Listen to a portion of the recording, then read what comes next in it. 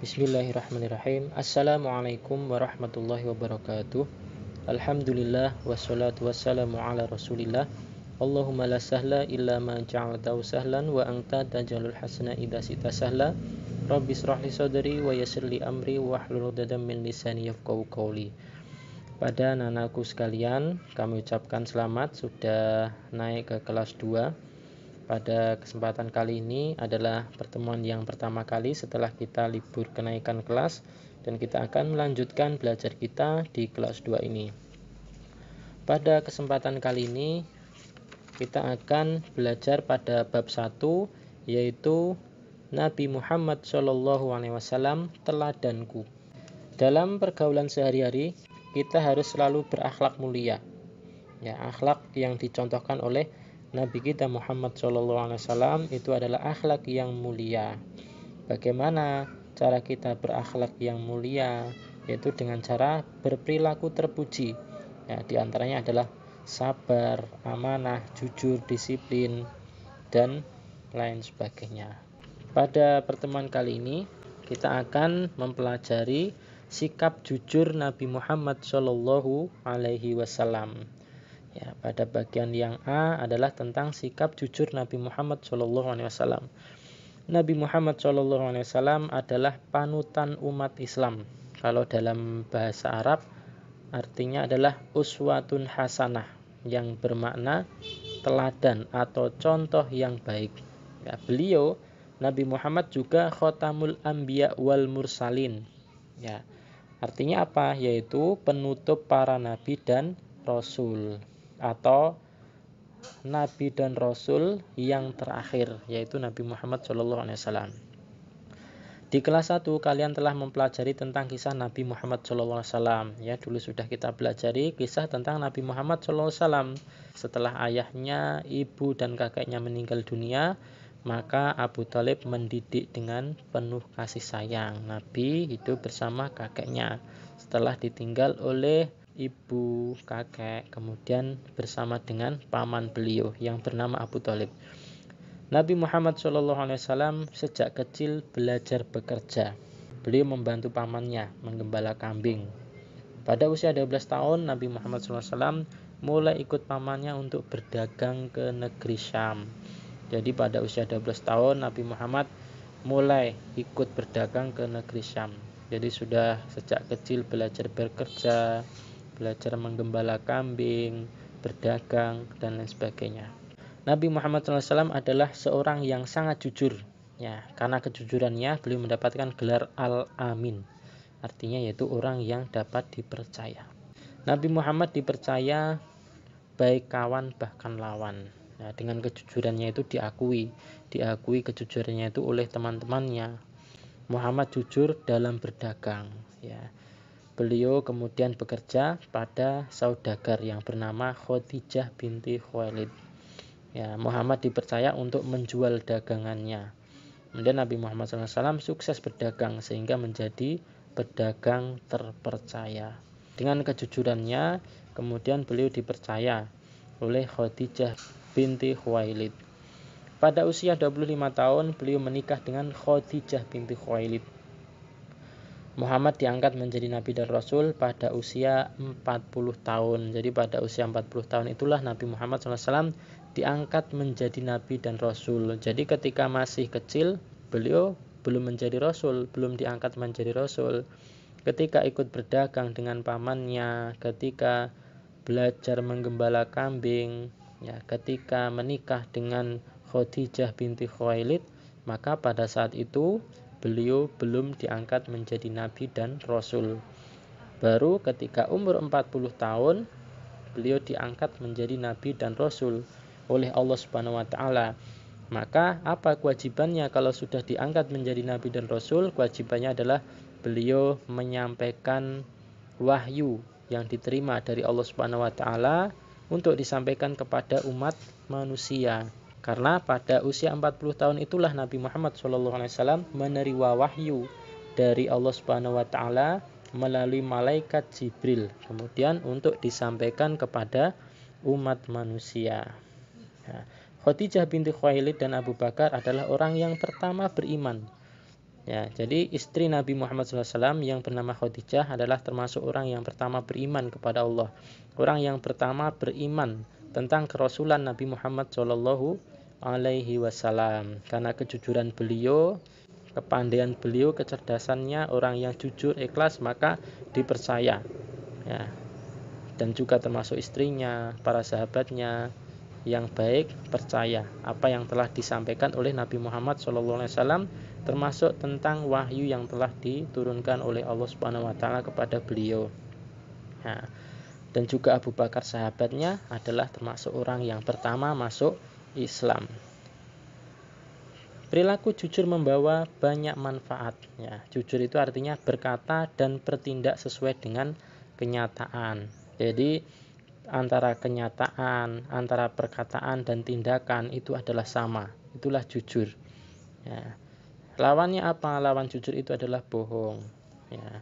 Maka orang yang jujur itu selalu dipercaya oleh orang lain, selalu dipercaya oleh teman. Sedangkan sebaliknya orang yang bohong, maka dia tidak akan dipercaya oleh orang lain. Apalagi ketika bohongnya itu terus-terusan, maka orang tidak akan percaya kepada dirinya. Nah, ketika bohong itu hanya sekali saja, orang tidak akan percaya kepadanya karena dia pernah berbohong. Kalau dia berkata, artinya perkataan dia itu adalah meragukan. Kenapa? Karena dia pernah berbohong. Jangan-jangan perkataan dia bohong lagi, apalagi bohongnya itu sangat sering. Ya, pasti orang tidak akan percaya kepadanya. Karena bohong sekali saja, orang tidak akan percaya kepada orang yang berkata bohong tersebut. Maka sifat jujur adalah perilaku yang dicontohkan oleh Nabi Muhammad SAW, karena jujur akan membawa kebaikan dan kebaikan akan membawa ke dalam surga. Ya. Jika bersalah, segera minta maaf dan berjanji tidak akan mengulanginya. Rasulullah SAW bersabda, Inna sidqa yahdi ilal birri wa innal birra yahdi ilal jannah. Ya, yang artinya sesungguhnya kebenaran atau kejujuran itu membawa kepada kebaikan dan kebaikan membawa ke dalam surga. Hadis riwayat Bukhari dan Muslim. Jujur itu ada dua macam, yaitu jujur dalam perkataan dan jujur dalam perbuatan. Ya, jujur dalam perkataan adalah berkata sebenarnya, ya, tidak ditambah-tambah, tidak dikurangi. Jadi perkataannya itu adalah benar sesuai dengan kenyataan. Ya.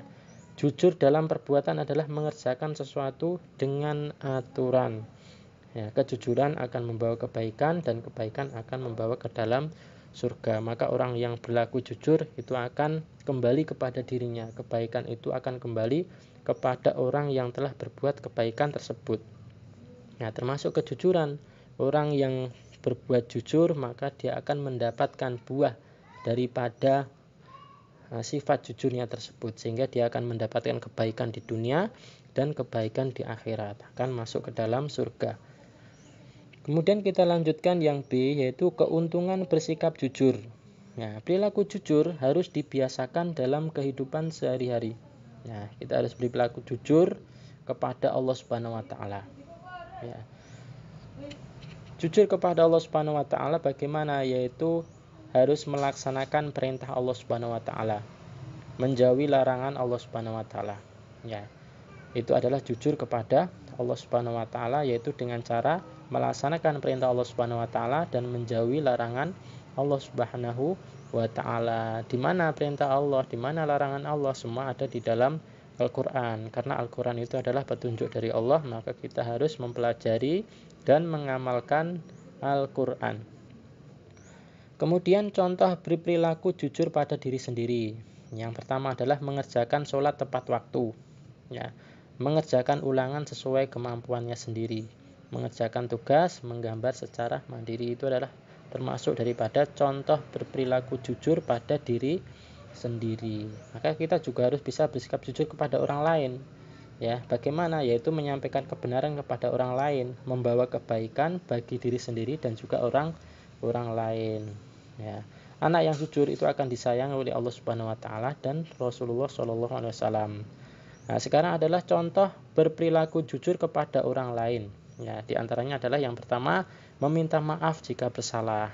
Ya, mengakui kesalahan dirinya. Kalau dirinya bersalah, maka dia berani untuk mengakui kesalahannya kemudian meminta maaf kepada temannya. Ya, itulah namanya kejujuran, jujur terhadap kesalahan yang telah dia perbuat, karena kejujuran itu akan membawa kebaikan. Kemudian yang kedua, mengerjakan pekerjaan sesuai aturan yang berlaku, ya.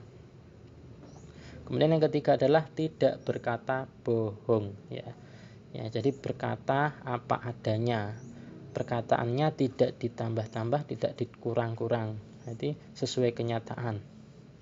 Kemudian berperilaku jujur memiliki banyak manfaat, ya, yaitu yang pertama adalah jujur itu akan apa manfaatnya? Yang pertama, membuat hati tenang. Orang yang jujur maka hatinya akan tenang.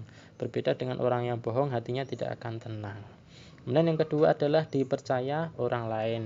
Orang yang jujur akan senantiasa dipercaya orang lain. Orang akan percaya kepadanya, orang akan percaya kepada omongannya, dan dia akan mendapatkan kepercayaan dari orang lain yang begitu sangat luar biasa. Kepercayaan itu mahal harganya. Kemudian yang ketiga adalah memiliki banyak teman. Orang yang jujur pasti akan mendapatkan banyak teman. Semakin banyak teman, maka akan semakin banyak rezeki dan semakin berkah umurnya. Kemudian orang yang berbohong hatinya tidak akan tenang, ya. Allah Subhanahu wa taala dan Rasulullah Shallallahu alaihi wasallam benci kepada orang yang suka bohong, kepada anak yang suka bohong.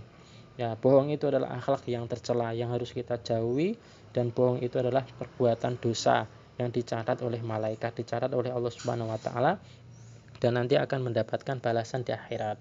Maka kita sebagai umatnya Nabi Muhammad SAW senantiasa mencontoh Nabi kita yang selalu bersikap jujur, ya, jujur kepada Allah Subhanahu wa taala, jujur kepada diri sendiri, dan jujur kepada orang lain. Baik, demikian pelajaran kita pada kesempatan kali ini, mudah-mudahan bermanfaat.